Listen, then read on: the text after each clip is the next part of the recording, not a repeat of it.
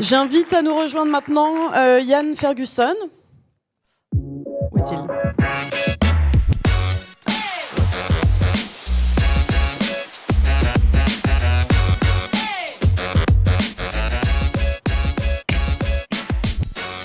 Ian Ferguson, donc bonjour, vous êtes directeur scientifique de Labor IA à l'INRIA. Vous allez nous expliquer peut-être ce que fait Labor IA. Vous êtes docteur en sociologie et aussi également chercheur associé au CERTOP à l'université de Toulouse Jean Jaurès. Vous avez été classé par l'usine Nouvelle parmi les 200 Français qui font avancer l'intelligence artificielle en France et dans le monde. Bravo. Vous allez aborder les enjeux sociétaux de l'IA, donc pas des moindres, ses impacts sur l'emploi, on en parlait déjà à l'instant, en tout cas sur les usages dans l'emploi, la qualité de travail ainsi que ce qui préoccupe les organisateurs de cette journée, à savoir la voie vers une IA digne de confiance. Merci beaucoup pour votre invitation. Je suis ravi d'être là avec vous. Donc, le Labor IA, en quelques mots, c'est un programme de recherche et d'action qui a été initié par la ministre du Travail de l'époque, Elisabeth Borne, en fin 2021. Il y a une double origine, à la fois le rapport Villani en 2018 qui avait préconisé la mise en place d'une tête chercheuse pérenne sur la question de l'emploi, du travail et des formations.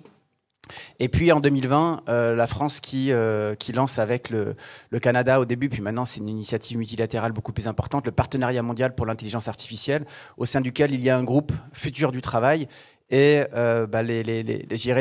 l'engagement français dans le partenariat mondial et dans ce groupe Futur du travail s'est aussi concrétisé par le lancement du Labor IA, qui est donc une structure qui est à la fois ministère du Travail, du Plein Emploi et l'Insertion et INRIA, et qui cherche à comprendre les effets de l'IA sur le travail. Donc on a 2 ans d'existence et on est en train de finaliser la convention pour les 3 années à venir.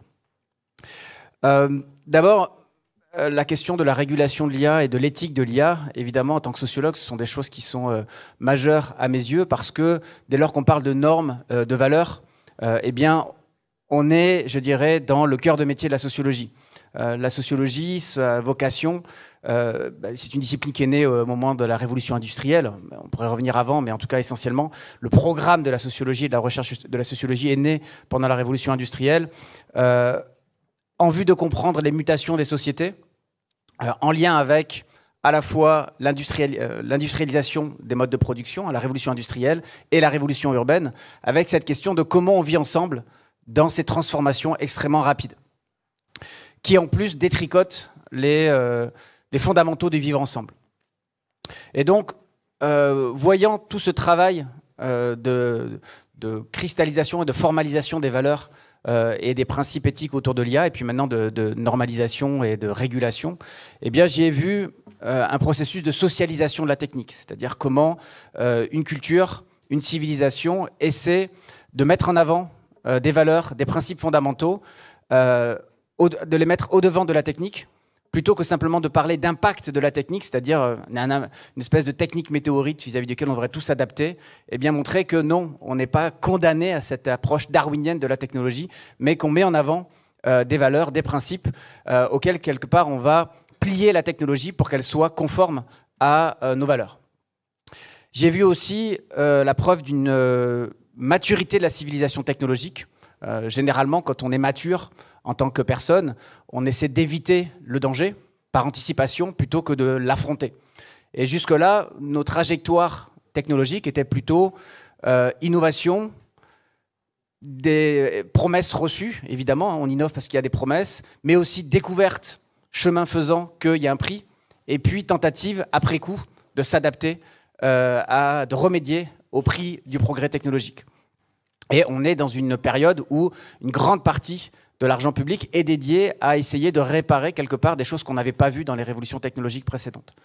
Et donc ce que j'avais vu, et ce que je vois toujours dans cette volonté de réguler et de socialiser l'intelligence artificielle, c'est l'idée de sortir un peu de ce schéma linéaire et de dire voilà, innovation, mais aussi précaution pour ne pas affronter les dangers et plutôt faire en sorte qu'ils n'adviennent pas. Voilà, c'est ce que le sociologue Paul Virilio a dit, il appelle ça dissuader l'avenir d'advenir. Voilà, un avenir catastrophique. Donc évidemment, les valeurs telles que la robustesse, la transparence, la croissance inclusive, la responsabilité et l'équité, c'est des choses qui me parlent. Mais une fois qu'on les a posées, j'ai 2 exemples qui me viennent en tête sur la façon dont ça reste un grand challenge. Il s'avère que je suis dans le comité éthique d'une société, d'une start-up française qui désire devenir un des leaders européens dans le traitement des vidéos captées par les caméras de vidéosurveillance par l'intelligence artificielle. Son idée, en conformité avec les valeurs, ce n'est pas évidemment d'identifier les gens, mais d'identifier des situations. Voilà, et c'est un peu l'approche qu'on va avoir durant les Jeux Olympiques. Voilà, identifier des situations plutôt que des personnes. Et même si, voilà, dans le comité éthique, qu'est-ce qu'on fait? Eh bien, on a un commercial qui vient et qui dit « j'ai un client qui m'a demandé ça ». Et puis, on écoute ensuite le CEO qui nous dit qu'est-ce que ça représente pour la société en termes de business. Et puis, on a les représentants du personnel qui disent voilà, qu'est-ce que ça pourrait signifier pour nous en termes d'impact sur les valeurs de l'entreprise. Et puis, il y a les éthiciens, on est 2 indépendants, qui viennent donner leur avis. Et 2 exemples récents. Une demande d'une collectivité qui veut qu'on reconnaisse des caravanes pour des raisons de fluidité du trafic. Mais comme vous le savez, quand il y a une centaine de caravanes qui arrivent, ce n'est pas qu'une question de fluidité du trafic, c'est aussi l'arrivée des gens du voyage, une population extrêmement discriminée en Europe et particulièrement en France. Et évidemment, le CEO ne souhaite pas que sa technologie soit associée à la discrimination des gens du voyage. Un autre exemple, une demande détecter des chutes dans les villes. Parce qu'une chute, ça peut être un malaise. Et on est tous d'accord pour dire que ça peut sauver des vies d'arriver le plus tôt possible quand quelqu'un fait un malaise. Plusieurs concepts pour essayer de remédier à cette situation. Un concept de faire reconnaître le concept de chute par l'intelligence artificielle. Très challengeant. Et puis un autre, tout simplement, reconnaître quand quelqu'un reste allongé quelques secondes par terre. Mais qui reste allongé quelques secondes par terre? Également les SDF. Des populations qui font aussi l'objet de discrimination. Donc sans reconnaître individuellement les personnes, on peut reconnaître des situations indésirables et repousser aux franges de la ville des personnes qui sont malheureusement indésirables, en tout cas jugées indésirables par les collectivités. Alors évidemment, on essaie de faire un travail le plus soutenu possible, le plus remarquable possible, et le CEO est vraiment très engagé dans cette proposition, devenir un leader européen de l'IA associée aux vidéosurveillances sans jamais identifier les personnes. Mais voilà, lors de leur dernière réunion, lors du dernier comité, il nous a aussi dit qu'il avait vécu un moment extrêmement désagréable, c'est qu'il avait dû licencier 10 personnes. Et à ce moment-là, quand il nous l'a dit en préambule, on a compris que le tonus éthique vis-à-vis des grandes valeurs de l'IA allait aussi devoir rééquilibrer avec un autre tonus éthique, et celui de la responsabilité de l'employeur.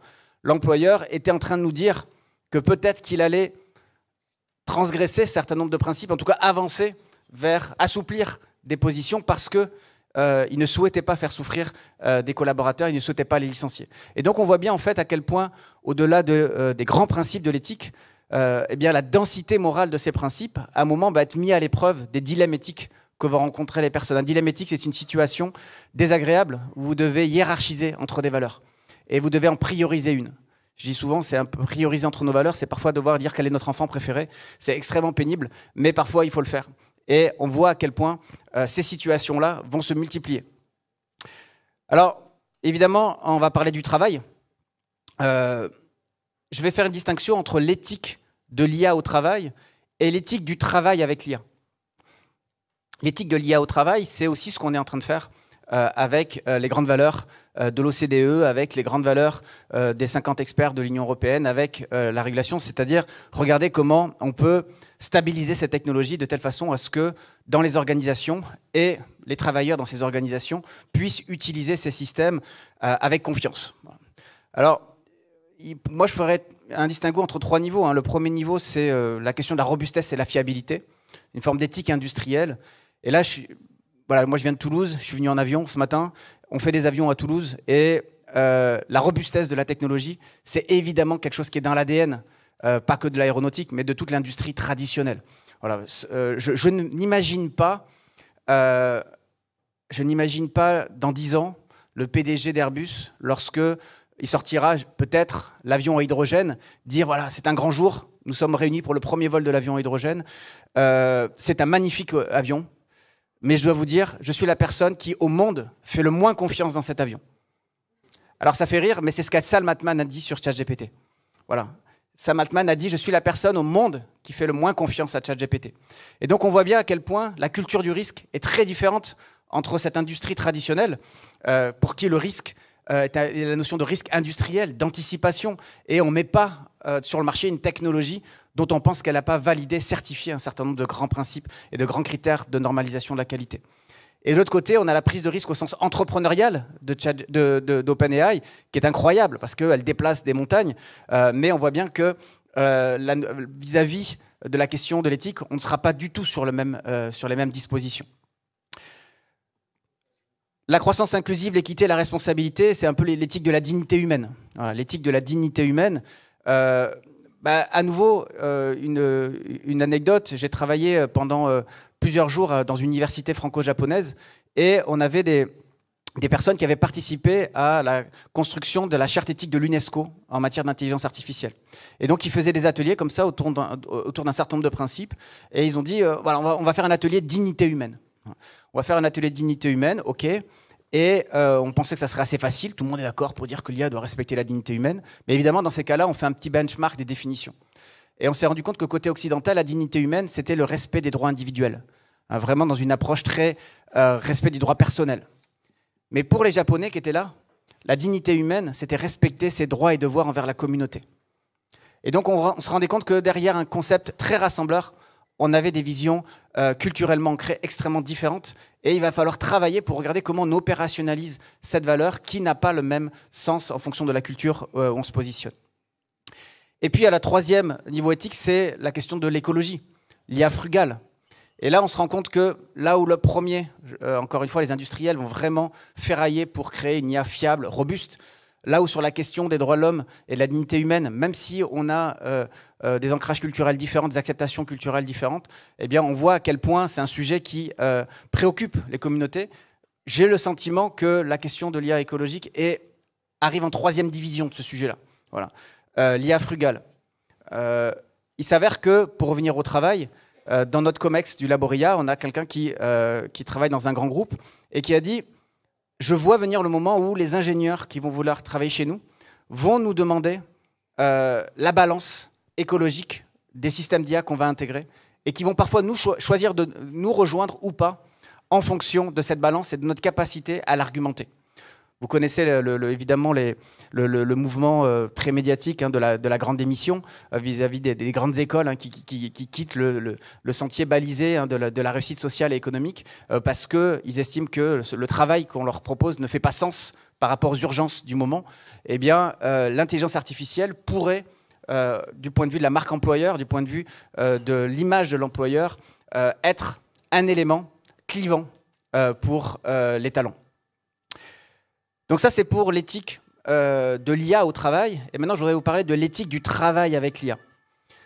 Qu'est-ce que c'est la valeur travail? C'est une sociologue, Dominique Méda, qui l'a bien défini, qui a dit, rappelant que ce qu'avait dit Karl Marx, le travail est l'essence de l'homme. Voilà, le travail est l'essence de l'homme, c'est un élément distinctif vis-à-vis des autres animaux. On n'arrête pas de dire qu'est-ce que c'est la différence aujourd'hui entre l'intelligence humaine et l'intelligence artificielle, mais avant, le débat, c'était avec les autres animaux. Et elle rappelle que ces trois dimensions, en fait, c'est façonner le monde, c'est-à-dire refuser un déjà là. Là où les autres animaux prennent le monde tel qu'il est, nous l'arraisonnons, nous le transformons pour qu'il soit plus confortable, plus accueillant, qu'il facilite notre vie et nos projets. Donc changer le monde par le travail. Deuxième chose, dans cette action de changement du monde, je dis qui je suis. Et donc c'est la notion d'individu, de singularité qui se manifeste dans le travail. Et la troisième chose, mon travail, je le fais avec et pour les autres. Je le fais avec d'autres personnes et le fruit de mon travail, je ne vais pas en bénéficier directement. Quand j'assemble des voitures, je ne sors pas avec une voiture tous les jours. C'est pour d'autres personnes et donc c'est la dimension ultra-sociale de l'humain qui se manifeste par le travail. Et donc on a trois éléments. On a façonner le monde, dire qui on est et le faire avec et pour les autres. Voilà trois éléments qui peuvent caractériser ce que peut être une éthique du travail. La question, c'est comment l'intelligence artificielle altère ou potentialise cette essence. Voilà, c'est ça que nous, on observe au Laboria. La mission Villani, de mars 2018, disait pour le travail qu'il fallait développer une IA capacitante versus une IA aliénante et une IA inclusive versus une IA qui bénéficierait qu'à quelques personnes. La récente enquête de l'OCDE sur deux secteurs, la finance, l'assurance d'un côté et la manufacture de l'autre, a montré à un niveau agrégé que 60% des gens qui travaillent avec l'IA se sentent mieux, se sentent plus heureux, leurs conditions de travail sont améliorées. Donc ça paraît plutôt bien. Mais quand on regarde à l'intérieur de ce chiffre, on se rend compte que les nettement plus heureux sont ceux qui construisent l'IA, ceux dont le métier est sur l'IA, comme le mien et comme beaucoup d'entre vous. On est très heureux, tout le monde parle de l'IA, tout le monde nous réclame, c'est vachement bien, on est devenu tout d'un coup beaucoup plus important qu'avant. Les managers qui managent avec l'IA sont très heureux. Voilà, ils ont des dispositifs pour suivre davantage leurs projets. Par contre, ceux qui sont managés par l'IA et ceux qui sont les simples utilisateurs finaux de l'IA sont beaucoup moins heureux. Donc on voit bien qu'il y a déjà une distinction et qu'on n'est pas encore au projet et à la vision de la mission Villani. L'éthique du travail avec l'IA, c'est quoi l'éthique du travail? C'est d'abord faire un travail de qualité. Voilà, faire du bon travail. Avoir une éthique de travail, c'est vouloir faire du bon travail. Première chose. Et la deuxième chose, quand j'ai une éthique du travail, eh bien, je me sens responsable de ce que j'ai fait et je me sens responsable des conséquences éventuelles de mon travail. Avant même la question sur l'intelligence artificielle, dans la communauté sur le travail, il y avait des termes qui désignaient la façon dont les travailleurs pouvaient se sentir contraints vis-à-vis de cette recherche du bon travail et du travail dont je me sens responsable. Le premier élément, c'est ce qu'on appelle la qualité empêchée. La qualité empêchée, c'est l'expérience que peuvent vivre des travailleurs d'être privés de la possibilité de faire du bon travail. Pourquoi? Parce que font obstacle à ce bon travail les process. C'est-à-dire que l'organisation met en place des processus qui sont vécus du point de vue du travail prescrit comme le chemin idéal pour aller vers le bon travail. Mais l'expérience sensible du travailleur à son poste, c'est qu'il faudrait faire autrement pour faire du bon travail. Et donc, il a le sentiment de faire un travail dégradé.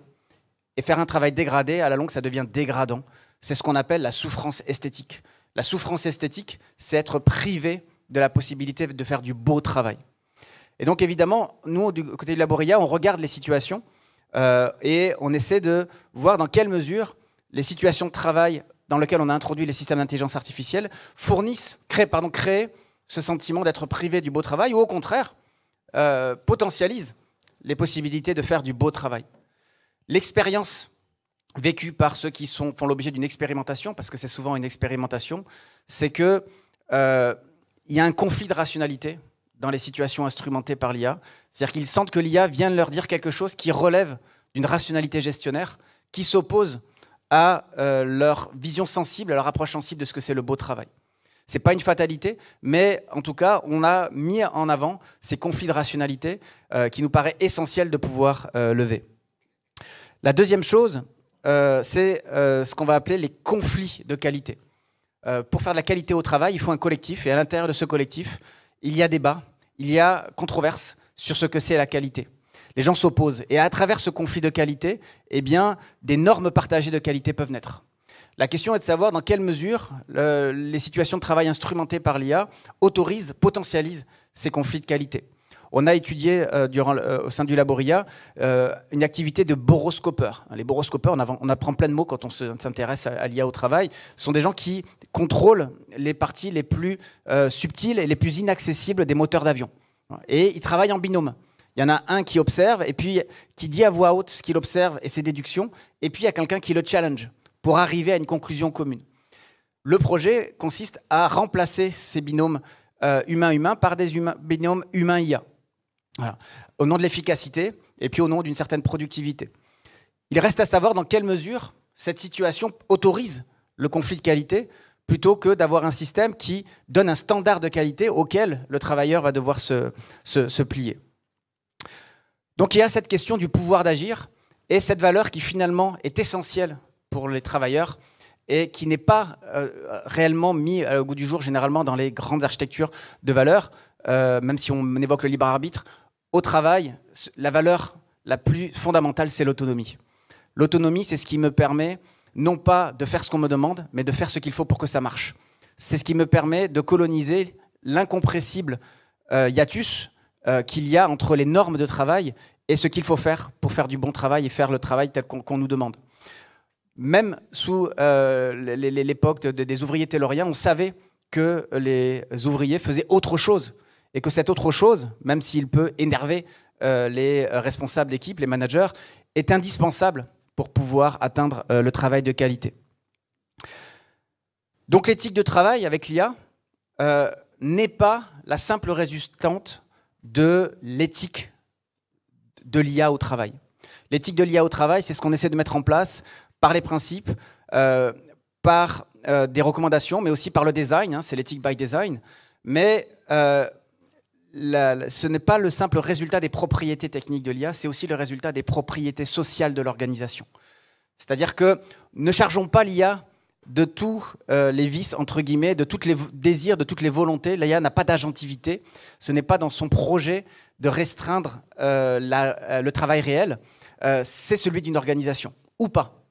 Un exemple qui m'a beaucoup intéressé, c'est on a étudié l'introduction d'un système d'aide au recrutement dans une grande organisation publique qui est obligatoire pour les recruteurs. Voilà. Les recruteurs doivent obligatoirement faire passer tous les candidats au filtre de ce système d'IA d'aide au recrutement. Ce système d'IA produit des datas à partir d'un ensemble de tests dits psychométriques, Shape, Drive and Brain. Shape, c'est l'analyse de la personnalité, Drive, c'est les motivations, et Brain, c'est les schémas cognitifs qui sont utilisés par le candidat face à des problèmes. Et ça crée de la data. Ça crée des liens entre les datas, ça va chercher d'autres bases de données et ça crée des matchs entre le candidat et l'offre qui a été produite par l'organisation. La préconisation du fournisseur de cette solution, c'est quand vous avez un 80% de match, il faut passer en deuxième entretien. C'est génial. Quand vous avez entre 60 et 80, réfléchissez. Quand vous avez en dessous de 60, n'y allez pas, tout le monde perd son temps. Eh bien, ce n'est pas ce qu'a fait l'organisation. L'organisation a dit, le recruteur a toute la liberté de pouvoir refuser un 80%, passer un 50%, en fonction de ce qu'il a ressenti durant l'entretien. Obligation d'utiliser le système d'IA, mais ce système d'IA, il va le réintroduire dans sa propre liberté de jugement. Et s'il y a liberté de jugement, il peut y avoir responsabilité. Parce qu'il ne peut y avoir responsabilité que s'il y a liberté. Le chiffre de matching, il n'y a que le recruteur qui l'a. Le manager qui a produit le poste, qui va avoir le candidat en deuxième entretien, n'aura jamais accès aux chiffres. Donc, le RH ne sera jamais mis en challenge avec l'IA. Cette IA-là est uniquement là pour créer une autre approche qui va venir éclairer son jugement. Alors, je vais terminer avec l'histoire de ChatGPT parce que c'est difficile de ne pas en parler. Ça fait 1 an que c'est là, 30 novembre. On est vraiment à l'anniversaire. Et par rapport à tout ce que je viens de dire, pour moi, ça illustre assez bien ce parcours. C'est-à-dire que, de mon point de vue et du point de vue, je pense, des grands principes éthiques de l'IA, on est très très loin de valider l'IA de confiance. Voilà, l'action humaine, elle n'y est pas. La transparence, on dit que c'est OpenAI, mais c'est opaque AI. Voilà, elle n'y est pas. La question de la RGPD, ça n'y est pas. Voilà, la question du bien-être sociétal environnemental, ça n'y est pas. La robustesse, ça n'y est pas. L'équité, aucun des principes n'est là. Et pourtant, trajectoire d'adoption incroyable. Même si on n'a pas tous les résultats, tous les chiffres, on sait que ça a été très rapide. Et du point de vue du travail, moi, ce qui m'intéressait, c'est comment, d'un côté, on avait des cas d'usage de l'IA au travail, c'est-à-dire des projets de l'entreprise pour mettre de l'IA auprès des travailleurs qui, plus ou moins bien respectaient quand même ces principes de l'IA de confiance, aboutissaient à 10 à 15% de déploiement au final. On avait un taux d'échec énorme de déploiement et on l'a toujours. Et puis de l'autre, on a ChatGPT, IA qui arrive comme ça, grand public, fait pour tout et fait pour rien, qui arrive directement sur l'ordinateur des collaborateurs qui y voient une utilité. Et c'est eux qui vont fixer, positionner le curseur de l'usage. Ils vont définir des pratiques. Elles ne sont pas forcément bonnes, elles ne sont pas forcément mauvaises, mais par contre, ça libère leurs propres pratiques. On a fait des études pas hyper scientifiques, mais on a mis en place des petits sondages sur LinkedIn. On a dit aux gens, décrivez-nous une histoire d'utilisateur, hein, ce qu'on appelle un user story. Et on a vu des gens, en fait, ils bricolaient. Voilà, ils bricolaient avec ce truc. Ils disaient, voilà, j'ai fait ça n'a pas marché, du coup, après, j'ai fait ça, puis à la fin, j'ai eu un truc. Maintenant, je ne sais pas trop si je vais continuer. Et puis surtout, je ne le dis pas à mon manager. Vous le savez, un peu moins de 70%, et c'est vrai en France et aux États-Unis, des utilisateurs de ChatGPT au travail l'ont caché à leur manager. Peut-être qu'ils avaient un peu honte, peut-être qu'ils avaient peur qu'on dise qu'il n'y a plus aucun mérite à faire ce qu'ils ont fait s'ils ont mis l'IA. Et puis si jamais le manager est content, prendre toute la reconnaissance. Parce que tous ces sujets-là, de mérite, de reconnaissance de ce qu'on a le droit de faire et de ne pas faire, ils ne sont pas encore tranchés. Alors, ce que ça amène pour l'avenir, et à mon avis, ça va être très challengeant pour l'IA de confiance, c'est ces doubles systèmes qui risquent de se perpétuer entre... Évidemment, l'IA générative va être intégrée par des cas d'usage des maisons, hein, des entreprises, des organisations, dans l'administration publique comme dans les entreprises privées. Ça, c'est évident. Mais de l'autre, vous le savez, vous avez des modèles économiques qui vont permettre aux gens de créer leur propre assistant. Voilà. Ils vont pouvoir créer leur propre assistant sur des plateformes qui, elles, ne seront pas forcément hyper compliant avec ni les grands principes de la boîte, ni les grands principes de l'IA de confiance. Et on risque d'avoir ces deux trajectoires, un peu comme il y a eu au début avec Google, quand les entreprises disaient « touchez pas à ça, c'est dégueulasse, on ne sait pas d'où ça vient, on va faire un intranet maison super contrôlé » et on sait ce que ça a donné. L'intranet maison super contrôlé, on a vite arrêté d'y aller parce qu'on n'y trouvait rien, parce que c'était pas rapide, parce que c'était pas efficace, et à côté Google poussait, et c'était plus tenable de demander aux collaborateurs d'utiliser un système maison là où le système Google fonctionnait tellement mieux. Et donc, un des grands défis, et j'étais chez Airbus la semaine dernière, et ils l'ont vraiment identifié, c'est de réussir à voir comment on va pouvoir satisfaire des usages qui seront un peu libérés, comme le peut le promettre l'IA générative façon ChatGPT, et en même temps, en les maintenant dans un cadre digne de confiance pour la société et pour les organisations. Merci.